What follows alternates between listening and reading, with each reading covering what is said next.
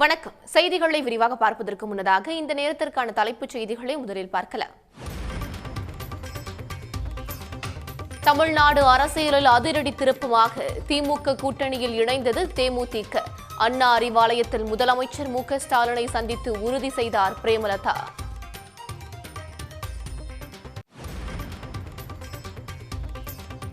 அமித்ஷா எடப்பாடி வியூகத்தை வீழ்த்தி தேமுதிகவை கூட்டணியில் சேர்த்த முதலமைச்சர் மு.க.ஸ்டாலின். விஜயகாந்த் உருவாக்கிய கட்சி இணைந்திருப்பது பெரும் மகிழ்ச்சி அளிப்பதாக கருத்து.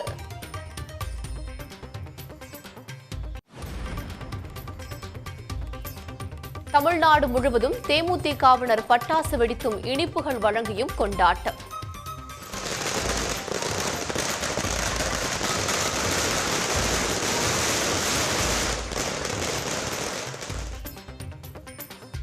தேமுதிக தொண்டர்கள் விருப்பப்படியே திமுகவுடன் கூட்டணி அமைத்ததாக பிரேமலதா பேட்டி.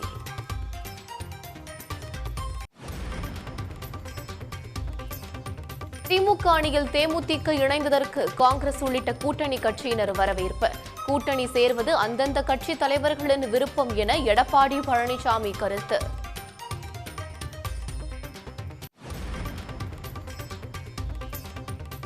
சென்னையில் ஆபரண தங்கம் விலை சவரனுக்கு 2160 ரூபாய் உயர்வு. 1 கிராம் 14,500 ரூபாய்க்கும் சவரன் 1,16,000 ரூபாய்க்கும் விற்பனை.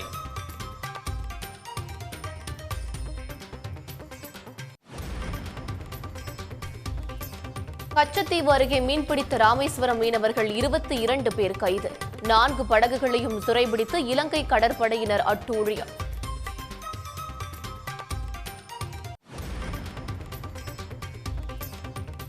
நாட்டிலேயே தமிழகத்தில்தான் பெண்கள் குழந்தைகளுக்கான பாதுகாப்பு சிறப்பாக உள்ளது. பாஜக உறுப்பினர் நயினார் நாகேந்திரன் குற்றச்சாட்டுக்கு முதலமைச்சர் மு.க.ஸ்டாலின் பதிலடி.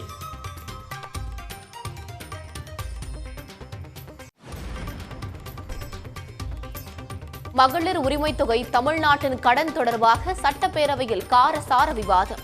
அதிமுகவினர் ஒரே பிரச்சனையை மீண்டும் மீண்டும் எழுப்புவதாக அமைச்சர்கள் பதில். திருச்செந்தூர் வெயிலுகந்த அம்மன் கோவில் மாசி திருவிழா தேரோட்டம் கோலாகலம். திரளான பக்தர்கள் கலந்து கொண்டு தேரை வடம் பிடித்து இழுத்து வழிபாடு.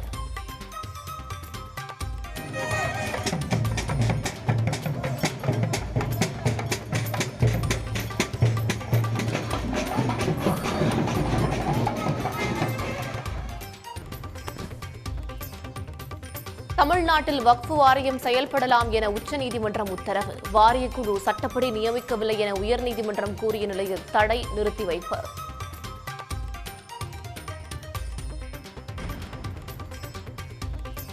T20 உலகக்கோப்பை கிரிக்கெட் லீக் போட்டியில் ஜிம்பாப்வே அணி அசத்தல். 6 விக்கெட்டுகள் வித்தியாசத்தில் இலங்கை அணியை வீழ்த்தியது.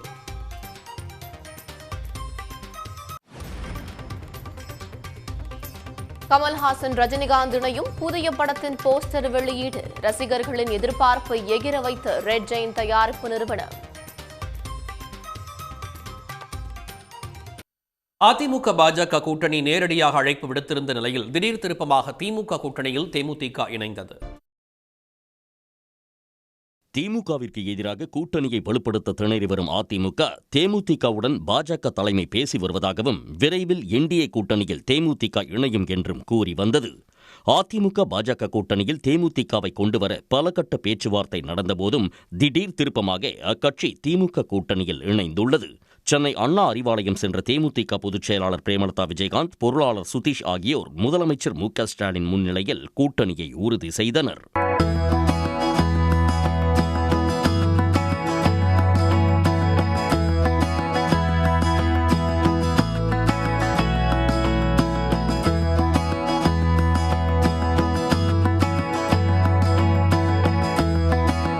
திமுக கூட்டணியில் தேமுதிக இணைந்தது பெரும் மகிழ்ச்சி அளித்திருப்பதாக தெரிவித்துள்ள முதலமைச்சர் மு.க.ஸ்டாலின், தமிழ்நாடு அனைத்து வகையிலும் முன்னேற இணைந்து பயணிப்போம் என எக்ஸ் தளத்தில் பதிவிட்டுள்ளார். முன்னதாக செய்தியாளர்களிடம் பேசிய பிரேமலதா, கட்சித் தொண்டர்கள் மாவட்ட தலைவர்களின் விருப்பப்படியே திமுக கூட்டணியில் இணைந்ததாக தெரிவித்தார். 2016ஆம் ஆண்டிலேயே திமுகவுடன் கூட்டணி அமைக்க விஜயகாந்த் விரும்பிய நிலையில் 10 ஆண்டுகளுக்கு பின் தற்போது அவரின் விருப்பம் நிறைவேறியுள்ளதாக கூறினார். தேசிய முற்போக்கு திராவிட கழகம் யாரோட கூட்டணி அமைக்க போறீங்கன்னு பத்திரிகையாளர்களாகிய நீங்கள் தொடர்ந்து கேட்டுக்கிட்டே இருந்தீங்க. அதற்கான விடை இன்றைக்கு அறிவிச்சாச்சு. தேசிய முற்போக்கு திராவிட கழகமும் திராவிட முன்னேற்ற கழகமும் இன்றிலிருந்து நம்ம கூட்டணியை உறுதி செய்திருக்கிறோம். இந்த கூட்டணி நான் எப்பவும் சொல்றது போல எங்க கழக மாவட்ட செயலாளர்கள், நிர்வாகிகள், தொண்டர்கள் விருப்பம் இந்த முறை திமுகவுடன் கூட்டணி வைக்க வேண்டும் என்பதுதான். அந்த வகையில எங்க கழகத்தை சேர்ந்தவர்கள் விரும்பிய இந்த கூட்டணியை கேப்டன் இல்லாத இந்த நேரத்தில் அமைஞ்சிருக்கிறது. கேப்டன் 2016 இந்த கூட்டணி அமைய வேண்டியது. கலைஞர் ஐயா பழம் நழுவி பால்ல விழுப்போகுதுன்னு சொன்னாரு. ஆனா 10 வருஷம் கழிஞ்சு தாமதமாக இன்றைக்கு இந்த கூட்டணி உறுதியாகி இருக்கிறது என்பதை இந்த நேரத்தில் நான் மகிழ்ச்சியோடு தெரிவித்துக் கொள்கிறேன். இதன்பின் விஜயகாந்த் நினைவிடத்திற்கு சென்ற பிரேமலதா தொண்டர்கள் மற்றும் நிர்வாகிகளிடம் மகிழ்ச்சியா என கேட்டார். அவர்கள் மகிழ்வுடன் இருப்பதாக தெரிவித்ததை அடுத்து விஜயகாந்த் நினைவிடத்தில் பூஜை செய்தார். இதன்பின் தேமுதிக அலுவலகத்தில் தொண்டர்கள் பட்டாசு வெடித்தும் இனிப்புகள் வழங்கியும் கொண்டாடினர்.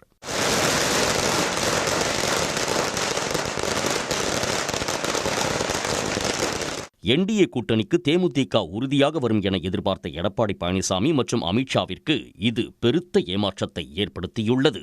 வலிமையான கூட்டணி அமையும் என எதிர்பார்த்த அதிமுக பாஜகவின் எதிர்பார்ப்பு முதலமைச்சர் மு.க.ஸ்டாலினின் வியூகத்தால் பொய்த்துப் போய் உள்ளதாக அரசியல் வல்லுநர்கள் தெரிவித்துள்ளனர்.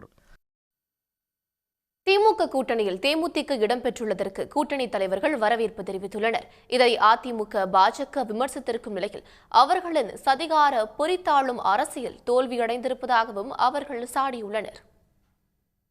சட்டமன்ற தேர்தலையொட்டி திமுக தலைமையிலான கூட்டணியில் தேமுதிக இணைந்ததற்கு தமிழ்நாடு காங்கிரஸ் கமிட்டி தலைவர் செல்வ பெருந்தகை வரவேற்பு தெரிவித்துள்ளார். திமுக வலுவான கூட்டணியை அமைத்திருப்பது தமிழக அரசியலில் ஒரு முக்கியமான முன்னேற்றம் என்றும் மக்களின் நலன், முன்னேற்றம் மற்றும் மாநிலத்தின் வளமான எதிர்காலம் ஆகியவற்றை கருத்தில் கொண்டு அமைக்கப்பட்டு இந்த கூட்டணி உறுதியாக வெற்றி பெறும் எனவும் செல்வ பெருந்தகை கூறியுள்ளார்.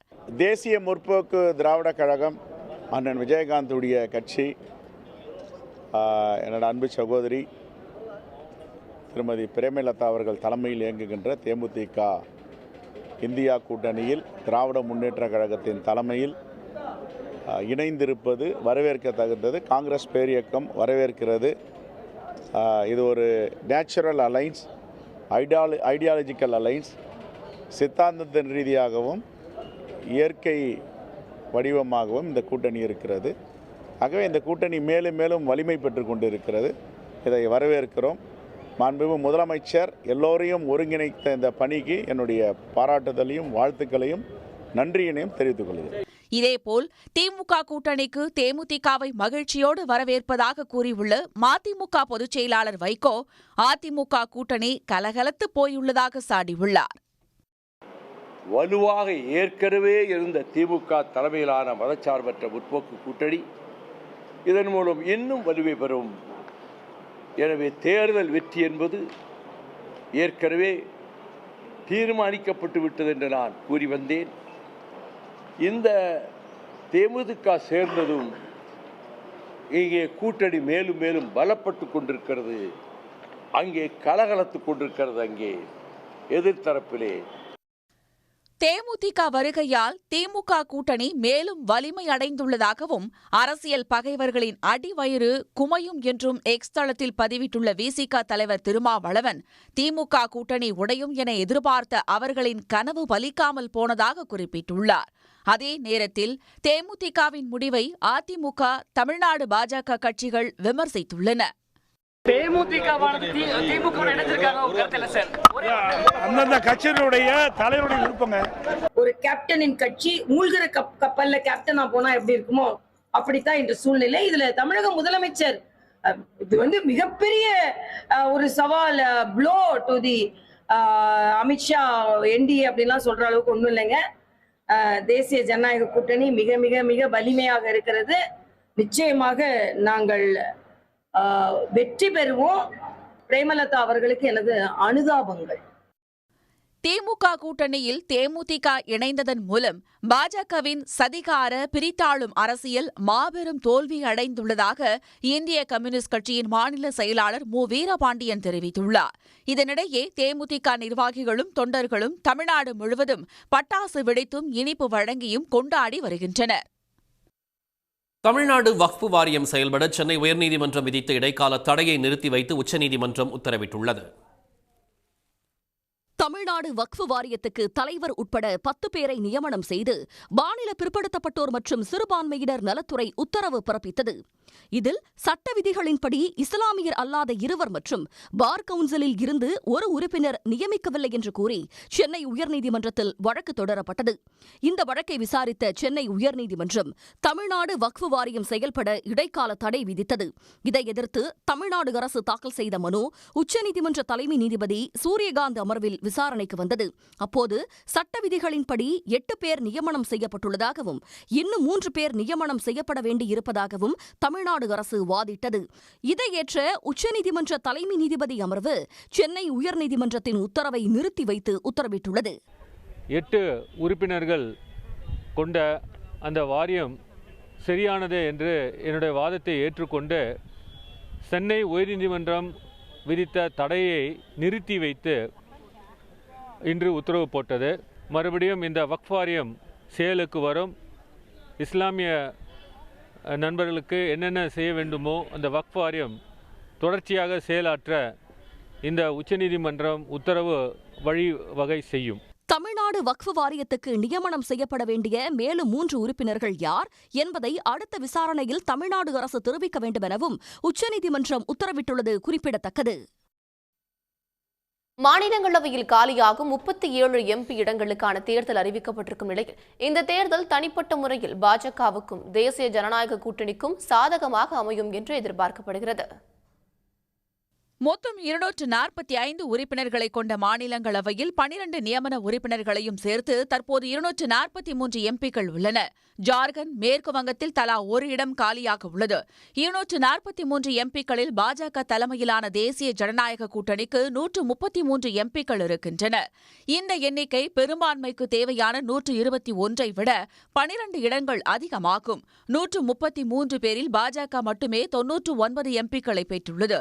இந்த சூழலில் மார்ச் 16ஆம் தேதி நடைபெறவுள்ள 37 இடங்களுக்கான மாநிலங்களவை தேர்தலில் தேசிய ஜனநாயக கூட்டணிக்கே சாதகமான சூழல் இருப்பது உறுதியாகியுள்ளது. ஓய்வு பெறும் 37 பேரில் 19 பேர் இந்தியா கூட்டணியைச் சேர்ந்தவர்கள். தற்போதைய சூழலில் மராட்டியம், ஒடிசா, பீகார், சத்தீஸ்கர், ஹரியானா, அஸ்ஸாம் ஆகிய 6 மாநிலங்களில் பாஜக அல்லது தேசிய ஜனநாயக கூட்டணி அரசுகள் இருப்பதால் என்டிஏ கூட்டணிக்கு 15 பேருக்கு பதிலாக 25 எம்பிக்கள் கிடைக்க உள்ளனர். மறுபுறத்தில் இந்தியா கூட்டணிக்கு கிடைக்கவுள்ள எண்ணிக்கை 19 10 குறையும்.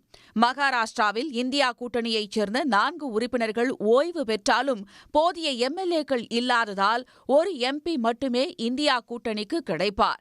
அந்த வகையில் மார்ச் 16க்கு பின்னர் தேசிய ஜனநாயக கூட்டணியின் மொத்த எண்ணிக்கையை 130 தாண்டுவதோடு பாஜகவின் எண்ணிக்கையும் 100 தாண்ட உள்ளது.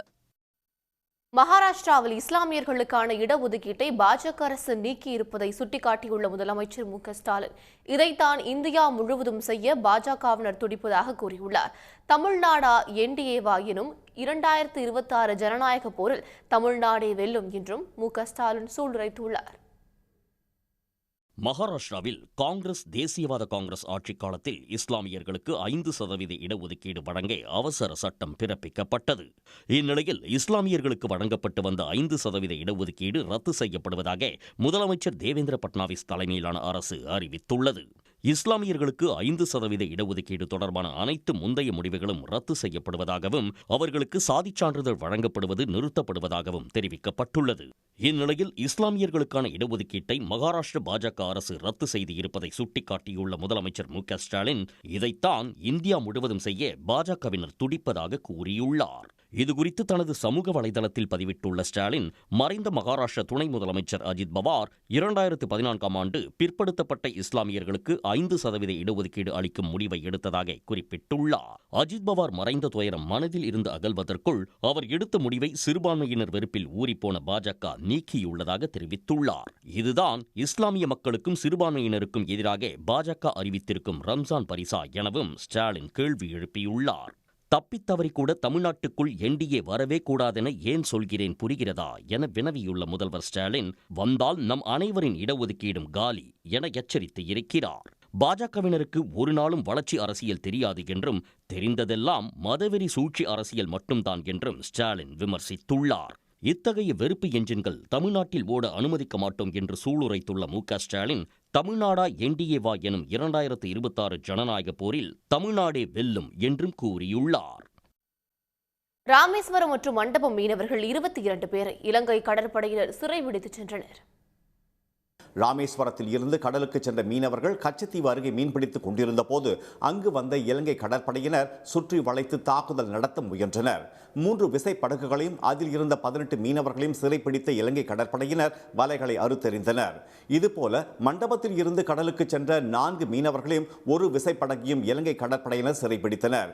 இதற்கு கடும் கண்டனம் தெரிவித்த ராமேஸ்வரம் மற்றும் மண்டபம் பகுதி மீனவ நலச்சங்கத்தினர், தமிழ்நாடு மீனவர்கள் மீதான தாக்குதலை மத்திய பாஜக அரசு வேடிக்கை பார்ப்பதாக குற்றம் சாட்டினர். இலங்கை கடற்படையினரின் தாக்குதல் நாளுக்கு நாள் அதிகரித்து வருவதாக கூறிய அவர்கள், இதனால் தங்களின் வாழ்வாதாரம் கேள்விக்குறியாகியுள்ளதாக வேதனை தெரிவித்தனர். இந்த மீனவர்களின் வாழ்வாதாரத்தை காப்பாங்கன்னு நாங்க காலம் ஃபுல்லா கடமைப்பட்டிருக்கோம். இந்த மத்திய மாநில அரசுகள் எப்பவுமே எங்களுக்கு துணையா இருக்குன்னு நினைக்கிறோம். ஆனா மத்திய அரசு எங்களை மாற்றாந்தாய் புள்ள மாதிரி நினைச்சுக்கிட்டு இருக்காங்க.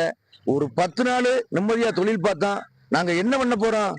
இந்த 10 நாள் நிம்மதியா தொழில் பார்த்தோம்னா எங்க பொண்டாட்டி உள்ளே வயிறார சாப்பிடும், அவ்வளவுதான். எங்க பிள்ளைகளை நிம்மதியா படிக்க வைப்போம்.